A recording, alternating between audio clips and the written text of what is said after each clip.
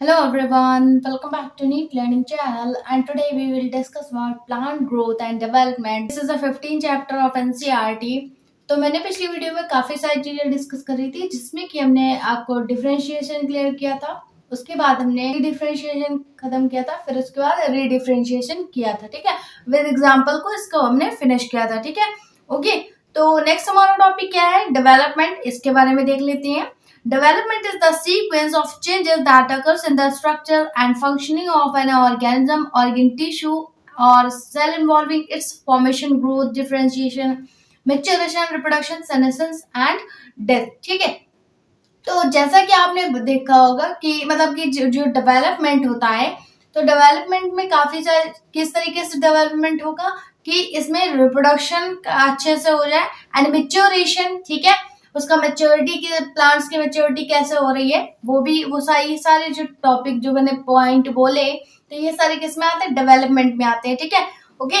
कि अगर किसी भी मतलब जो प्लांट्स का पार्ट है वो उसका डेवलपमेंट होना चाहिए, ग्रोथ होना चाहिए। उसके बाद जो डिफरेंशिएशन होता है लास्ट में वो भी अच्छे से होना चाहिए, देन मेच्योरेशन। ठीक है, और उसके बाद जो न्यू फ्लावर्स जो ग्रो हुए हैं उनमें भी रिप्रोडक्शन होना चाहिए। ठीक है, ओके। सेनेशन की प्रोसेस एंड फिर उसके बाद जो डेथ, ये सारी चीजें डेवलपमेंट में आती है। ठीक है, नेक्स्ट पॉइंट देखिए कि जो प्लांट्स है वो प्रॉपर वर्क कर पा रहे हैं, फंक्शन उसके रेगुलर हो पा रहे हैं कि नहीं। ठीक है, सीक्वेंस से उसमें चेंजेस आ रहा है कि नहीं, इस तरीके से उसको क्या बोलते हैं? डेवलपमेंट। ठीक है, नेक्स्ट पॉइंट देखिए, plant develop consist of a seed generation, seedling and juvenile phase, maturation, flowering and seed formation. तो ये सारी चीजें क्या है आपके प्लांट्स में होती है, तभी आपको प्लांट जो है वो ग्रो होता हुआ दिखाई देता है। ठीक है, पहला सीड जनरेशन होना चाहिए, seedling and juvenile phase proper होनी चाहिए। ठीक है, और मैच्योरेशन, फिर उसके बाद फ्लावरिंग एंड सीड फॉर्मेशन भी होना चाहिए। ठीक है, तभी आपका प्लांट जो है वो न्यू प्लांट्स को ग्रो करा पाएगा। ठीक है, न्यू प्लांट्स को जर्मिनेट करा पाएगा। ठीक है, नेक्स्ट पॉइंट देखिए, plant follow different pathway in response to environment और phase of life to form different kinds of structure. तो अगर मतलब प्लांट जो होता है वो एक सीक्वेंस फॉलो करता है। ठीक है, क्या फॉलो करता है? एक सीक्वेंस। प्लांट्स के ये बात नहीं कर रहे हैं, मतलब सारे ऑर्गेनिज्म जो होते हैं वो सीक्वेंस फॉलो करते हैं। ठीक है, लेकिन अगर उसमें कुछ ना कुछ चेंजमेंट आ गया है तो फिर वो उस सीक्वेंस में कुछ ना कुछ प्रॉब्लम आ जाती है। ठीक है, वो रेगुलर नहीं चल पाते। तो जब रेगुलर चल पाते हैं प्लांट्स तो उसको क्या बोलते हैं? डेवलपमेंट बोलते हैं। ठीक है, उसके बाद अगर इन्वायरमेंट की बात करें तो इन्वायरमेंट के अकॉर्डिंग वो मतलब इन्वायरमेंट के अकॉर्डिंग अपना रिस्पॉन्स देते हैं कि इन्वायरमेंट अगर विंटर सीजन है तो अपना दूसरे तरीके से रहेंगे। ठीक है, और उसके बाद समर सीजन है तो उसमें दूसरे तरीके से। तो इस तरीके से क्या है, इन्वायरमेंट के अकॉर्डिंग वो अपना रिस्पॉन्स देते हैं। ठीक है, okay. This ability is called as a plasticity. इस प्रोसेस को क्या बोलते हैं? प्लास्टिसिटी बोलते हैं। ठीक है, जिसमें कि वो अपने इन्वायरमेंट के अकॉर्डिंग खुद में भी चेंजमेंट कर रहे हैं। ठीक है, फिर देखिए, plants produce different structure in response to environment. तो जैसे एग्जांपल की बात कर लेते हैं, heterophylly, appearance of a different form of leaves on the same plant. जैसा कि आप स्ट्रक्चर में देख पा रहे होंगे कि हेट्रोफिल जो होता है उसमें डिफरेंट डिफरेंट सीक्वेंस स्टेज आती चली जाती है। ठीक है, हेट्रोफिल एक प्लांट्स है जिसमें कि मतलब लीफ में चेंज आता है। ठीक है, अगर वो न्यू प्रोड्यूस लीफ है, न्यू यंगेस्ट लीफ है तो उसका स्ट्रक्चर दूसरा होगा। ठीक है, फिर आफ्टर सम टाइम जब आप उसे देखेंगे उसका स्ट्रक्चर चेंज हो जाएगा। देन आफ्टर सम टाइम देखेंगे तो फिर उसका स्ट्रक्चर और डिफरेंट हो जाएगा। ठीक है, ओके। तो इस तरीके से क्या है, फेज के अकॉर्डिंग उसकी लीफ की जो शेप है या साइज है वो भी चेंज होती जाती है। ठीक है, ओके। नेक्स्ट बात करते हैं डेवलपमेंट की। तो डेवलपमेंट जो होता है वो दो टाइप का होता है, एक होता है इंट्रांसिक फैक्टर के थ्रू और दूसरा क्या होता है? एक्सट्रिंसिक फैक्टर के थ्रू। ठीक है, तो इंट्रांसिक फैक्टर में क्या होता है कि इंट्रासेलुलर का मतलब क्या है? वो अंदर से जेनेटिक के थ्रू ग्रो हो। ठीक है, उसमें कुछ ना कुछ चेंजमेंट आए, उसे वो क्या बोलेंगे? इंट्रासेलुलर। ठीक है, जो कि जेनेटिक के थ्रू आएगा। लेकिन दूसरा क्या होता है? इंटरसेलुलर। ठीक है, जो कि उसमें एक्स्ट्रा बाहर से चेंजमेंट किया जाए। ठीक है, क्या किया जाए? बाहर से चेंजमेंट किया जाए, मतलब कि जो पीजीआर होता है, प्लांट्स ग्रोथ रेगुलेटर्स, वो देकर हम प्लांट्स में चेंजमेंट करा सकते हैं। ठीक है, प्लांट्स के को अपने अकॉर्डिंग ग्रो करा सकते हैं। ठीक है, सेकंड क्या है? Extrinsic factor. ठीक है, एक्सट्रिंसिक फैक्टर में देख लेते हैं। तो एक्सट्रिंसिक फैक्टर का मतलब क्या होता है कि बाहर से सपोर्ट प्रोवाइड किया जाए। ठीक है, ओके। बाहर से क्या क्या इफेक्ट हो रहा है प्लांट्स पे, वो किसके थ्रू होता है, वो एक्सट्रिंसिक फैक्टर के थ्रू होता है। उसमें कौन कौन से आते हैं वो देख लेते हैं, ठीक है। Light, temperature, oxygen, nutrition and water, ठीक है। तो ये 5 टाइप्स जो होते हैं वो आपके एक्सट्रिंसिक फैक्टर होते हैं, एंड 2 टाइप जो होते हैं वो आपके इंट्रिंसिक फैक्टर होते हैं, जो कि अंदर से उन्हें कुछ चेंजमेंट कराया जाता है, और बाहर से जो उन्हें एनवायरमेंट से के थ्रू प्रोवाइड हो रहा है उसको क्या बोलते हैं, एक्सट्रिंसिक फैक्टर बोलते हैं, ठीक है। दोनों ही इंपॉर्टेंट है आपके प्लांट्स के डेवलपमेंट के लिए, ठीक है। तो सबसे पहले बात करेंगे प्लांट्स ग्रोथ रेगुलेटर्स की, दैट मीन्स इंटरसेलुलर की, ठीक है। PGR are small simple organic substances of diverse of और different chemical composition which are required in a low concentration like hormones in animals. तो जैसे कि बात करें कि पीजीआर का मतलब क्या होता है, प्लांट्स ग्रोथ रेगुलेटर्स, मतलब ऐसे कुछ सब्सटेंसेस होंगे, ठीक है, जिनको देकर, जिनको प्रोवाइड करके प्लांट्स में आप प्लांट्स को इजिली ग्रो करा पाएंगे, ठीक है, ओके। कम टाइम में इजिली उनको ग्रो करा पाएंगे, ठीक है। तो वो कुछ ऑर्गेनिक ऐसे सिंपल ऑर्गेनिक सब्सटेंसेस होते हैं, ठीक है, जो कि डिफरेंट डिफरेंट टाइप के केमिकल मिक्स होते हैं, जिसके कारण वो प्लांट्स को इजिली ग्रो करा पाते हैं, ठीक है, ओके। प्लांट्स में कुछ ना कुछ चेंजमेंट ला पाएंगे, ठीक है, ओके। तो इस तरीके से अगर प्लांट्स ग्रोथ रेगुलेटर्स की बात करें तो वो हार्मोन भी हो सकते हैं, जैसे हार्मोन आपने देखा होगा कि एनिमल्स में हार्मोन जनरेट होते हैं, ठीक। इस तरीके से प्लांट ग्रोथ रेगुलेटर मतलब बाहर से आप उन्हें सब्सटेंसेस प्रोवाइड करके उनको इजिली ग्रो करा पाएंगे, ठीक है। नेक्स्ट देखिए, PGR influences physiological activity of plant leading to promotion, inhibition and modification of growth. तो ये पीजीआर क्या होता है, प्लांट्स ग्रोथ रेगुलेटर्स, जिसको आप देखकर प्लांट्स का प्रमोट भी करा सकते हैं। कुछ हार्मोन्स ऐसे भी होते हैं, कुछ मतलब जो प्लांट्स के जो हार्मोन है जिन्हें हम पीजीआर बोला है, प्लांट ग्रोथ रेगुलेटर्स, या फिर उन्हें ऑर्गेनिक सब्सटेंसेस बोला है। तो वो जो हार्मोन होते हैं, कुछ हार्मोन प्रमोटर्स भी होते हैं और कुछ इनहिबिटर्स भी होते हैं, ठीक है, ओके। मतलब कि कुछ प्लांट की ग्रोथ को बढ़ाते हैं, ठीक है, इंक्रीज करते हैं, और कुछ प्लांट की ग्रोथ को डिक्रीज करते हैं, या फिर उनमें मतलब उनको इनिबिट करते हैं, ठीक है, ओके। प्लांट्स की ग्रोथ रोकते भी, ठीक है। फिर उसके बाद मॉडिफिकेशन ऑफ ग्रोथ, तो ग्रोथ को मॉडिफाइड किस तरीके से किया जाएगा, तो ऐसे भी हार्मोन्स होते हैं, ठीक है, ओके। तो ये सारी चीजें मैंने बात कर ली। प्लांट्स ग्रोथ रेगुलेटर्स में हमें हार्मोन्स के बारे में पढ़ना है कि कौन सा हार्मोन्स प्लांट की ग्रोथ करा रहा है और कौन सा हार्मोन प्लांट को इनहिबिट कर रहा है, ठीक है, ओके, उनकी ग्रोथ को इनहिबिट कर रहा है, ठीक है। तो सबसे पहले बात कर लेते हैं, तो पीजीआर जो होता है प्लांट ग्रोथ रेगुलेटर्स, वो 2 टाइप का होता है। पहला क्या होता है, प्लांट ग्रोथ, दूसरा क्या होता है, प्लांट रिस्पॉन्स, ठीक है। सबसे पहले बात करेंगे प्लांट ग्रोथ की, तो cell division, cell enlargement and pattern formation, जिसमें कि ट्रॉपिक ग्रोथ भी आती है। फ्लावरिंग एंड सीड फॉर्मेशन वो जो होता है वो पैटर्न फॉर्मेशन में आता है। और उसके एग्जाम्पल की बात कर लेते हैं, तो प्लांट ग्रोथ में जो प्लांट की ग्रोथ करने में हेल्पफुल होते हैं हार्मोन, उनका क्या नाम है, ऑक्सिन, जिब्रालिन एंड साइटोकाइनिन, ठीक है। ऑक्सिन, जिब्रालिन एंड साइटोकाइनिन जो होते हैं वो प्लांट की ग्रोथ में हेल्पफुल होते हैं, ठीक है। नेक्स्ट बात कर लेते हैं प्लांट रेस्पॉन्स की, response towards biotic and abiotic condition. तो इनका रिस्पॉन्स आपको बायोटिक एंड एबायोटिक कंडीशन पे डिपेंड करता है कि मतलब कैसी सिचुएशन है, ठीक है। नेक्स्ट पॉइंट है कि इन्वॉल्व ग्रोथ इनहिबिटिंग एक्शन। तो कई सारे मतलब जो हार्मोन होते हैं जो प्लांट की ग्रोथ को इनहिबिट भी करते हैं, उनको देख लेते हैं। एग्जाम्पल की बात करें तो एब्सिसिक एसिड हो गया, एबीए, ठीक है।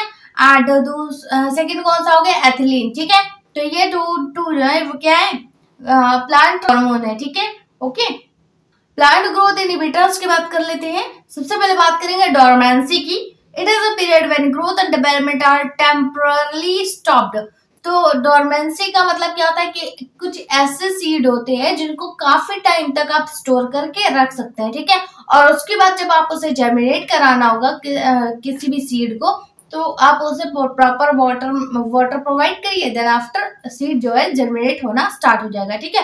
तो इस टाइप के जो सीड होते हैं जिन्हें आप काफी टाइम तक रख सकते हैं, तो उनको क्या, इस प्रोसेस को क्या बोलते हैं, डोरमेंसी। और इन सीड को क्या बोलते हैं, डोरमेंसी सीड बोलते हैं, ठीक है, ओके। मतलब कि उनकी जो ग्रोथ है उनको टेम्परली आप स्टॉप भी कर सकते हैं, ठीक है, ओके। फिर देखिए next point, failure of seed to germinate due to lack of favourable condition in the environment. तो इस सीड को आप अपने अकॉर्डिंग जनरेट करा सकते हैं, ठीक है, कि जैसा आपका जब उस सीड के अकॉर्डिंग एनवायरनमेंट कंडीशन आ जाती है तब आप उसे इसलिए ग्रो करा लेंगे। लेकिन अगर उसके अकॉर्डिंग जो इन्वायरमेंट है वो नहीं है तो फिर आप उसे काफी टाइम तक स्टोर करके रख सकते हैं। ठीक है, एग्जाम्पल की बात कर ले, जैसे ऑलमोंड्स हो गया। ठीक है, तो ये क्या है, ऑलमोंड्स इज डोरमेंसी सीड। ठीक है, जिसे आप काफी टाइम तक स्टोर करके रख सकते हैं, लेकिन जब आपको उसको जनरेट कराना होगा तो उसे जनरेट करा सकते हैं। ठीक है, ओके।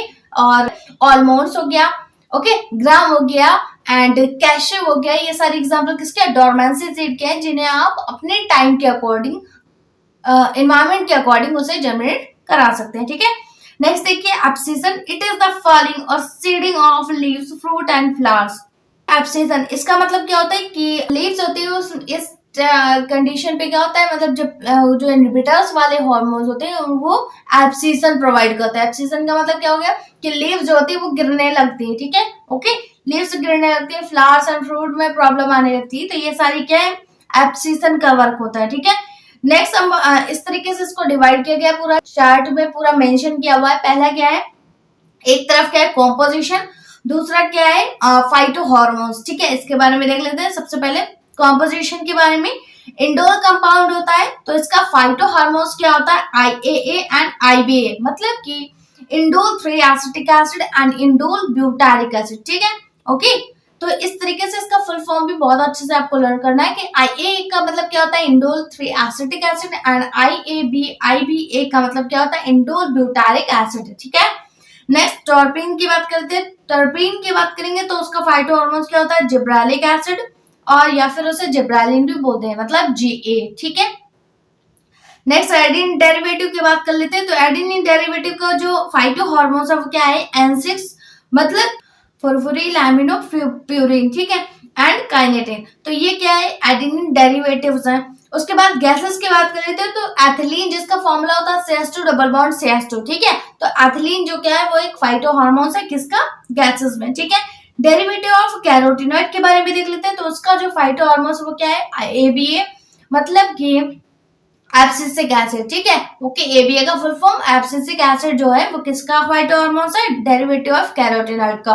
तो इस तरीके से आपको कॉम्पोजिशन भी लर्न करना है। कॉम्पोजिशन के बाद किसका कॉम्पोजिशन, किस कॉम्पोजिशन का कौन सा फाइटो हार्मोन्स है वो भी आपको अच्छे से लर्न होना चाहिए। ठीक है, तो discovery of plant growth regulators की बात कर लेते हैं कि जो सबसे पहले प्लांट को ग्रोथ रेगुलेटर्स PGR को सबसे पहले किसने डिस्कवर किया था। ठीक है, Darwin and his son Francis Darwin.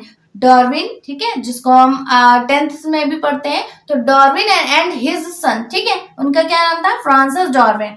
तो इन्होंने सबसे पहले ऑक्सीजन को डिस्कवर किया था।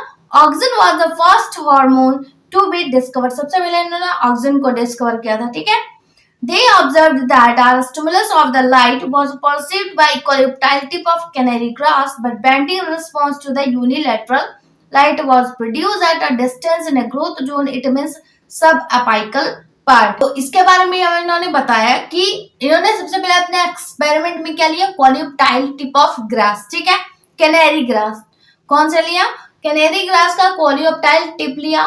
ठीक है, और उसके बाद उन्होंने उसमें लाइट को प्रोवाइड किया। ठीक है, उन्होंने जब लाइट को उसके टिप में प्रोवाइड किया, ठीक है, सनलाइट को, तो सनलाइट जो है उसी लाइट, मतलब जो टिप थी कोलिप्टाइल टिप, वो क्या है, सनलाइट की तरफ बेंड हो जा रही थी। ठीक है, किसकी तरफ, सनलाइट की तरफ बेंड हो जा रही थी। तो इस तरीके से उन्होंने एक्सपेरिमेंट किया। और सेकंड पॉइंट देखिए, मैनी साइंटिस्ट प्रूव दैट। तो इस जब ये सारी एक्सपेरिमेंट चल रहा था तो उसमें और भी कई साइंटिस्ट आए, ठीक है, जिन्होंने इस एक्सपेरिमेंट को उन्होंने खुद भी ट्राई किया। ठीक है, सबसे पहले कोलिप्टाइल इज ट्रांसमिटेड टू अ सब tropical part which bend towards the direction of light. तो उन्होंने पहले लाइट को कोलिप्टाइल टिप पे प्रोवाइड किया। ठीक है, फिर उसके बाद जो टिप थी वो क्या लाइट के डायरेक्शन में बेंड हो गई। फिर देखिए, it coleoptile tip was removed, no bending of a shoot towards light. लेकिन अगर जो कोलिप्टाइल है, ब्रांच की जो कोलिप्टाइल है, उसको आप जब ब्रेक कर देंगे, ठीक है, या फिर उसे कट कर देंगे, कट करने के बाद जब उसे में आप लाइट प्रोवाइड करेंगे तो फिर वो बेंड नहीं हो रही थी। ठीक है, क्या हुआ कि जब उन्होंने कोलिप्टाइल की टिप को ब्रेक कर दिया, ठीक है, तो वो लाइट की तरफ मूव नहीं कर रहे थे। ठीक है, फिर देखिए, coleoptile covered by opaque thin foil cap, no bending. जब उसमें उन्होंने एक थिन फॉइल कैप लगा दी, नहीं बेंड हुई क्योंकि उसमें लाइट प्रॉपर नहीं पहुंच रही थी, ठीक है, तो उस time no bending. Next one देखिए, coleoptile tip was covered with a translucent cap. जब उन्होंने थिन कैप लगाई थी तो वो बेंड नहीं हुई, ठीक है, लेकिन जब ट्रांसल्यूसेंट कैप लगाई उसके कोलियोटाइल टिप पे तो वो बेंड हो गई, ठीक है, लाइट की तरफ। तो इस तरीके से उन्होंने एक्सपेरिमेंट किया। फिर देखिए, some substances are secreted at the tip of collyptile due to which bending was there। तो इसका ये प्रूफ नहीं इन्होंने देखा कि जो टिप पे वो कुछ ऐसा सब्सटेंसेस रिलीज हो रहा है जो कि उस कोलियोटाइल टिप को लाइट की तरफ बेंड कर रहा था, ठीक। फिर देखिए, auxin was isolated by the F W Went from a tip of coleoptile oat seedling. तो सबसे पहले एफडब्ल्यू वेंट साइंटिस्ट जो थे उन्होंने ऑक्सीजन को देखा, ठीक है, ऑक्सीजन पे उन्होंने एक्सपेरिमेंट किया कि ऑक्सीजन जो होता है वो ब्रांच के टिप पर रिलीज होता है, ठीक है, ब्रांच की टिप पर जो है रिलीज हो रहा होता है। और ये एक्सपेरिमेंट उन्होंने किस में किया, ओट सीडलिंग में, ठीक है, किस में किया, ओट सीडलिंग में। जो भी मैंने एक एक पॉइंट बताया वो सारा इंपॉर्टेंट है, ठीक है, कि ऑक्सीजन को सबसे पहले किसने डिस्कवर किया था, उसके बाद एक्सपेरिमेंट किसने किया था, देन आफ्टर प्रूफ किसने किया था, और कौन से प्लांट में कौन एक्सपेरिमेंट किया था। तो ओट सीडलिंग से कुछ सब्सटेंस रिलीज होता है, ठीक है, जो कि उसे लाइट की तरफ बेंड कर रहा था। इस ऑक्सीजन की बात करें, ऑक्सीजन जो होता है वो दो पार्ट में डिवाइड हुआ है। कौन कौन सा, एक होता है नेचुरल ऑक्सीजन और दूसरा क्या होता है, सिंथेटिक ऑक्सीजन।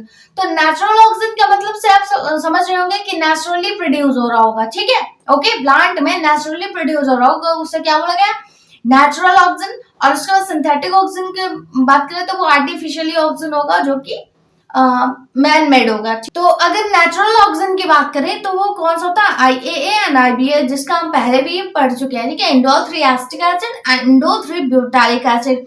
सिंथेटिक ऑक्सीजन के बारे में देख लेते हैं। 2,4D that means dichlorophenoxy acetic acid and 2,4,5T that means trichlorophenoxy acetic acid, ठीक है। NaA मतलब नैफ्थलीन एसिटिक एसिड, इंपॉर्टेंट है जो नैफ्थलीन है NaA, तो ये नीट के एग्जाम में आ चुका है, इसलिए इसको आपको बहुत अच्छे से लर्न करना है कि 2,4D जो है वो भी सिंथेटिक है, 2,4,5T जो है वो भी सिंथेटिक है, एंड NaA जो है नैफ्थलीन एसिटिक एसिड वो भी क्या है, सिंथेटिक ऑक्सीजन है, ठीक है। फिर देखते हैं, अभी तक हमने प्लांट ग्रोथ रेगुलेटर्स को जो भी पढ़ा कि कौन सा इनहिबिटर्स है एंड कौन सा आपका प्लांट की ग्रोथ में हेल्पफुल है, ठीक है, उनके बारे में अब सीक्वेंस से अब डिटेल में पढ़ेंगे। सबसे पहले बात करेंगे कि physiological effect of plant growth regulator, कि प्लांट्स में किस तरीके से उसका PGR का फिजियोलॉजिकल इफेक्ट पड़ रहा है। तो सबसे पहले बात करेंगे ऑक्सीजन की, ठीक है।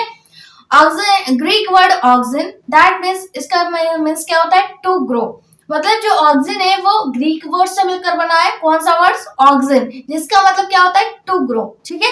फिर देखिए, it was first isolated from human urine. तो ये जो है फर्स्ट आइसोलेटेड हार्मोन है जो कि ह्यूमन यूरिन से बनाया गया, ठीक है, ह्यूमन यूरिन को आइसोलेट करके बनाया गया, ठीक है। फंक्शन के बारे में देख लेते हैं। Oxygen show elongation of cells in a shoot and oxygen induce cell division activity in a cambium. तो ऑक्सीजन का वर्क क्या होता है, फंक्शन क्या होता है, सेल्स को एक्टिव करना, ठीक है, क्या करना, सेल्स जो शूट में जो सेल्स प्रेजेंट होती हैं उनके सेल को एक्टिव करना वर्क होता है, उनके सेल का इलोंगेशन करना हेल्प वर्क होता है उसका। और उसके बाद सेल डिवीजन की जो प्रोसेस है उसको एक्टिव करना, जो कैम्बियम में जो सेल डिवीजन होता है उसमें ये ऑक्सीजन जो है वो हेल्प करता है, ठीक है। सेकंड पॉइंट देखिए, oxygen promote division in the cell of cambium. तो अभी मैंने बताया कि जो कैम्बियम के सेल डिवीजन में भी ऑक्सीजन हेल्प करता है, ठीक है। फिर देखिए, they help in initiated rooting in stem cutting, की कटिंग कर दी जाती है, ठीक है, तो उसमें भी रूट को प्रोड्यूस करने या फिर रूट को प्रमोट करने में ऑक्सीजन हेल्प करता है, ठीक है। Oxygen promote flowering, example pineapple. तो ऑक्सीजन जो होता है वो पाइनएप्पल में फ्लावरिंग को प्रमोट करता है, ठीक है। फिर देखिए, it help to prevent fruit and leaf drop at early stages. तो फ्रूट को भी ग्रो करने में, फ्रूट को भी प्रमोट करता है ग्रो होने में, ठीक है। और उसके बाद इनके अर्ली स्टेज की बात करें, जब फ्रूट ग्रो हो रहा होता है तो वो एक ड्रॉप के फॉर्म में दिखाई देता है, ठीक है, लीफ में ड्रॉप के फॉर्म में दिखाई देता है।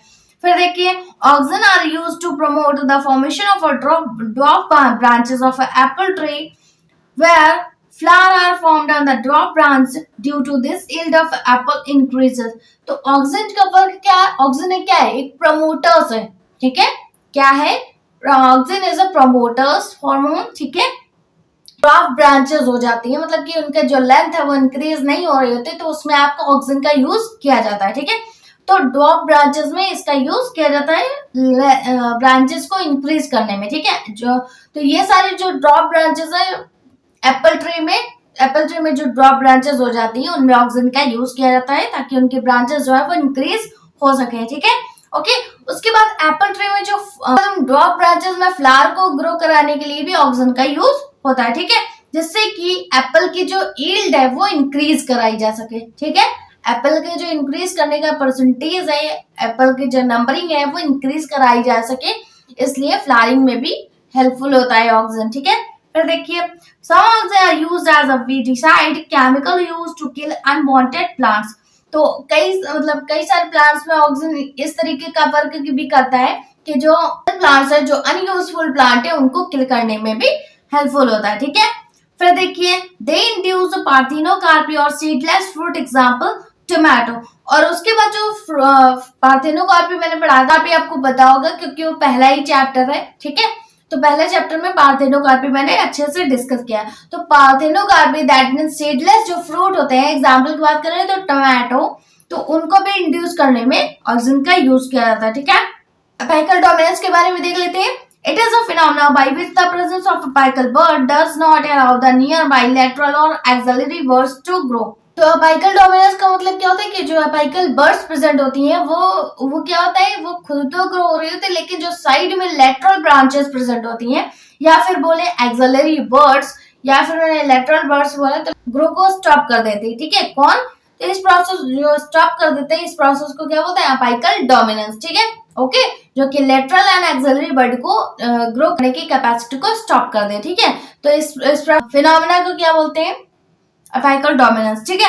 नेक्स्ट बात कर ले, अब इसको पूरा रिवाइज कर लेते हैं कि इसका यूज क्या है, फंक्शन क्या है, और उसके बाद ऑकरेंस क्या है, और उसके बाद टाइप्स क्या है, वो सारी चीजें एक सीक्वेंस फॉर्म में डिस्कस कर लेते हैं, ठीक है? शॉर्ट फॉर्म में अगर आप इसको रिवाइज कर लेंगे तो आपको एग्जाम टाइम में इतना डिटेल में नहीं पढ़ना पड़ेगा, ठीक है? ओके, एग्जाम टाइम में आपको इतना डिटेल में नहीं पढ़ना पड़ेगा, इस चार्ट को ही आपको देख के लर्न हो जाएगा सब। तो ऑक्सीजन में सबसे पहले इसके यूजेस के बारे में देख लेते हैं। तो इसका यूजेस क्या है? Routing, flowering and parthenocarpy and weedicide में इसका यूज है, ठीक है? और उसके बाद हम इसके टाइप्स की बात कर लेते हैं। तो टाइप्स इसके कौन कौन से होते हैं? एक होता है नेचुरल ऑक्सीजन, दूसरा क्या होता है? सिंथेटिक ऑक्सीजन, ठीक है? नेक्स्ट इसके फंक्शन की बात कर लेते हैं। तो इसका फंक्शन क्या होता है? अपाइकल डोमिनेंस में एंड एब्सिशन में, ठीक है? और जाइलम डिफरेंशिएशन में, देन आफ्टर सेल डिवीजन में, ठीक है? और उसके बाद अकरेंस की बात कर ले तो root apex and shoulder apex में हेल्पफुल होता है, ये इसका क्या है? ऑकरेंस है। तो इस पूरे चार्ट को जब आप रिवाइज कर लेंगे तो एग्जाम टाइम में, तो फिर आपको वो पूरा डिटेल में पढ़ने की जरूरत नहीं होगी, ठीक है? आप इस चार्ट को ही देख के इजिली लर्न कर पाएंगे, ठीक है? तो नेक्स्ट हमारा टॉपिक क्या है? जिब्रेलिन, ठीक है? नेक्स्ट हमारा हार्मोन जो है वो क्या है? जिब्रेलिन, जिसे हम हमारे नेक्स्ट वीडियो में डिस्कस करेंगे। तो मिलते हैं हमारे नेक्स्ट वीडियो में हमारे नेक्स्ट टॉपिक के साथ।